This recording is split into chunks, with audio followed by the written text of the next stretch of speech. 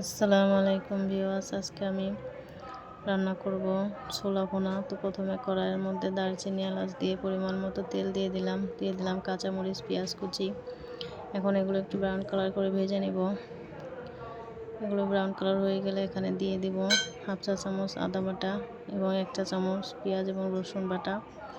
এখন দিয়ে দিব হাফ চা চামচ লবণ, হাফ চা চামচ হলুদের গুঁড়া, 1 চা চামচ ধনিয়া এবং জিরা গুঁড়া এবং 1 চা চামচ শুকনো মরিচের গুঁড়া। সামান্য পানি দিয়ে মশলাগুলো কষিয়ে নেব। মশলা কষানো হয়ে গেলে এখানে দিয়ে দেব সিদ্ধ করে রাখা ছোলা এবং সাথে একটা আলু দিয়েছি মেখে।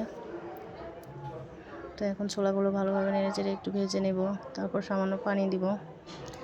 পানিটা শুকিয়ে গেলে ভালো করে নেড়েচেড়ে ভেজে নেব। তারপর দিয়ে দেব এখানে ধনিয়া পাতা কুচি, দিয়ে আরও কিছুক্ষণ রান্না করে নেব।